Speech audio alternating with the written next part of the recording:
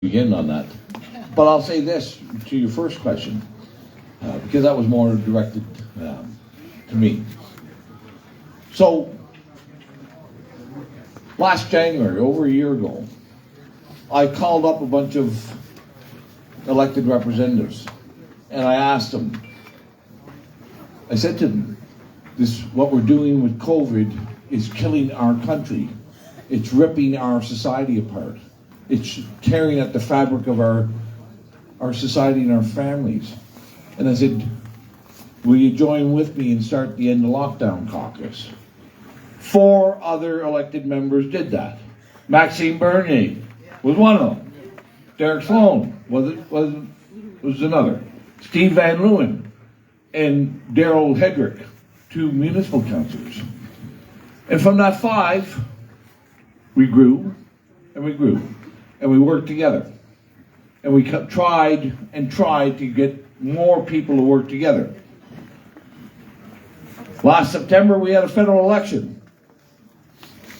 2 of those elected representatives in the End of Lockdown Caucus worked together throughout that election. Maxime Bernier and I. Right? Right? Not the other ones. Okay? People, you can't make a horse drink the water even if you're leaving. No, that's fair. Okay? But I haven't stopped. I know that this is far bigger than any one person. Far bigger than any one political party. This is the future of our children and grandchildren at stake. And so all through December and January, I sent out letters and messages to Jim Karahalios, to Roman Baber, to Derek Sloan, to Lindsay Park, to Rick Nichols, all the elected representatives in Ontario. And I asked them to get together and find a way to put away differences. Only one person met with me. Only one.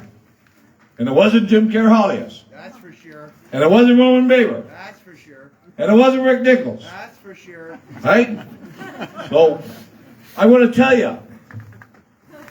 They were more interested in their fucking egos is what they were. As I said in my speech today, we can see who the enemies of freedom are. Yeah. And one of them are the grifters of freedom. That's right. People who want to make a name and gain fame for themselves. Chris Scott, right? So, listen, I will still, with all the nasty stuff that has been said, I still offered a seat at the table for Jim Karahalios to come down and sit down and find out what your problems are.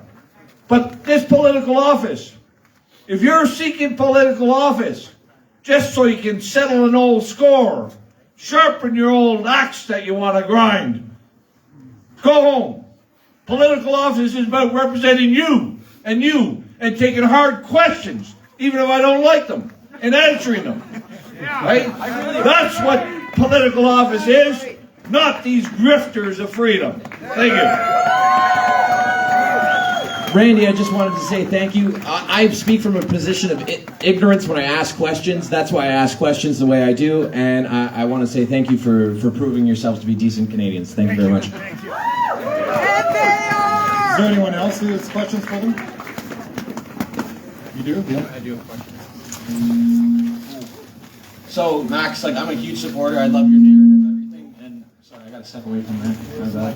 Yeah. So, obviously, with our political parties we have going on, even the Conservatives, who usually are promoters of freedom and freedom of choice and all these kind of things, they're not promoting that right now. And it's unfortunate that we have such weak leadership with O'Toole and all them. It's disappointing to see, right? So that's the main reason why I've been following you around and listening to what you have to say. But another unfortunate thing is, how do you feel PPC is gaining such a huge following? I was here in Queen's Park today, sorry, I'm nervous. I can't speak in front of people. Yeah. So, anyway, you have a massive following. Either can leave. Yeah. Be better. And Not the grifter.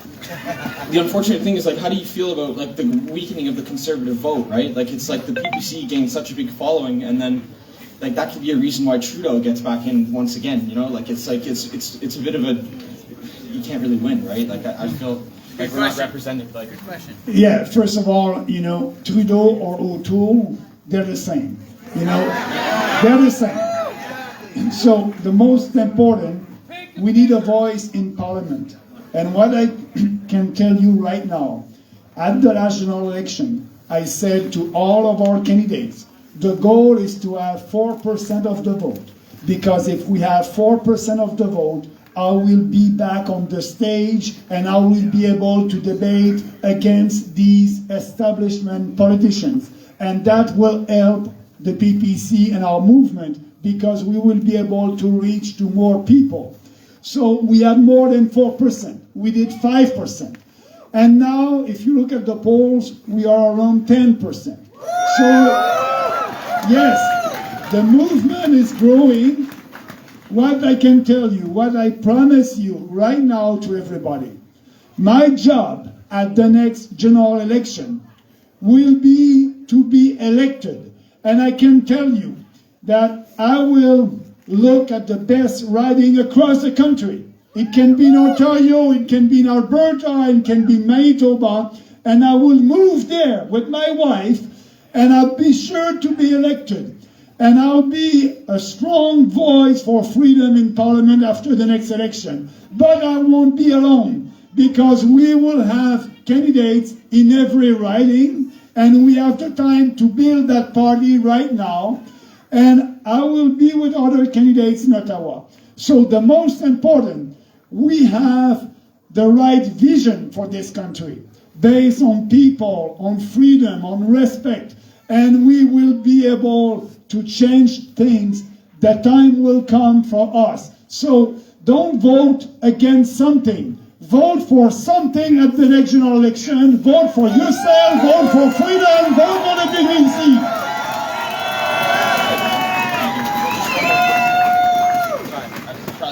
Too much of your time, but Growing a spine. just another thing, like, so you see, like, obviously the media coverage is so one-sided right now. Like, you watch CBC and it's all. No, I don't. Yeah, good. Like, nobody wants to see Dr. Tam just talk about the same shit over and over again. But how do you convince somebody who is so caught up in this media circular, like, hypnotism? It almost is. It's the same thing every single day. It's you see it on the highway when you drive by. Get vaccinated on every single sign, and it's ridiculous, right?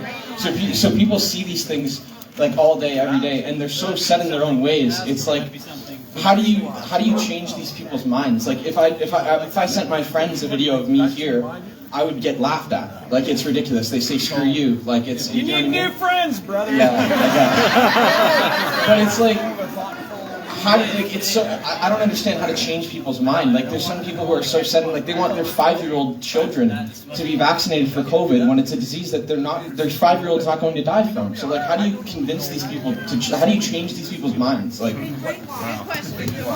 Yeah, it's, first of all, we must understand, I will give you the example of the Quebec government.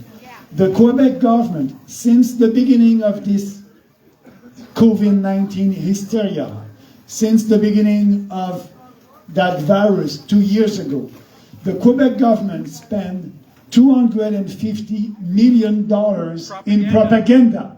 So you had at that time 75% of the population that were asking a year ago for more lockdowns, more curfew, because yes, they feared that virus. The propaganda was very efficient. But the time is on our side. Now if you do a poll in Quebec, and they did one last week, now 50% of the population are saying, what's happening?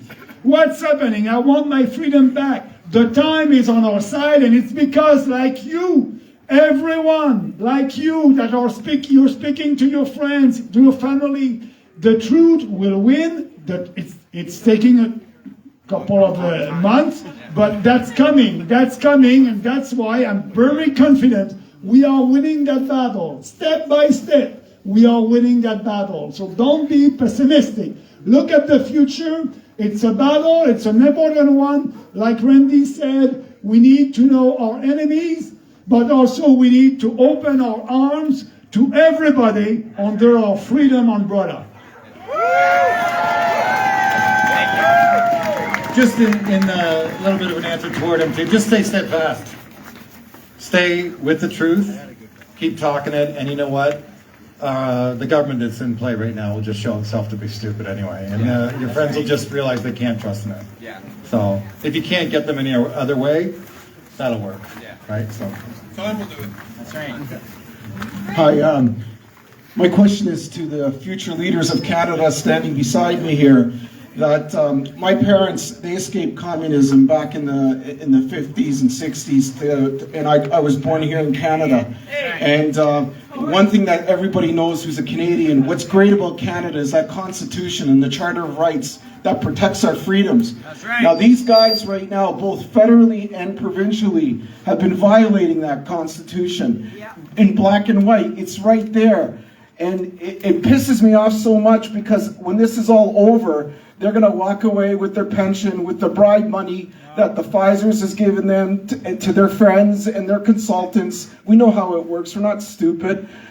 We want jail time. Will you commit to putting those criminals that have destroyed families, destroyed our country, created inflation, and everything else on that list that everybody here knows, will you commit here in front of us that these guys are going to jail, not only them, but their families and all their friends that they've benefited with illegal money on this? We want jail. What I can tell you is we will use all the tools that we have in Parliament. The first one is a parliamentary committee, and we will ask them to come and justify what they did. And if we have the proof, we'll give that to the RCMP, and they will have to do their job. That's right. Why isn't the RCMP doing anything now? Due process. Well, back in October, I believe, November, I requested the OPP to investigate what I believe are criminal actions of our provincial government. The OPP has refused to do that so far. But that won't stop us from continuing to push. Last May, I called for a Royal Commission of Inquiry into both the federal and the provincial governments. Because we know we need to get the evidence. We need to get the facts. I can agree with you. I think these guys should all be put away for a long, long time. A long time. Maybe we should even have capital punishment back here in this country. But what I believe and what we can prove are not the same things yet. So we have to prove our case. We have to prove beyond a reasonable doubt that these guys, Doug the Thug, Justin Trudeau, Tam, Kieran Moore, David Williams, they all deserve to be behind bars and not see the light of day again. We'll keep working on it. We'll keep digging. We'll keep looking for the facts, the evidence. And when we get it, we'll keep pushing. And that's where we're going to end up. I know if we ever have the truth revealed over the last 2 years, those guys will never see the light of day again. Thank you. Isn't the hate speech enough for them to be punished? No. Because the hate speech... Actually, just so you know, I think that the fact that we have hate speech at all is a violation of the freedom of speech. So, I mean, you can't I'm saying you can't sit there and bind them by their hate speech. All right, when we're sitting there promoting freedom. One of our freedoms is freedom of speech. We should be trying to deny that law altogether and getting it out. Try yourself to go and exercise. Oh, I understand if I do it, I'll get in trouble from that government, but... Are they any better than us? I mean, Are they any better than us? They're not, but they don't apply to a lot of themselves. There's also a problem with government accountability. A lot of laws actually make them exempt in service. They can't actually be tried for the stuff they do. One thing that was good about DeSantis is he just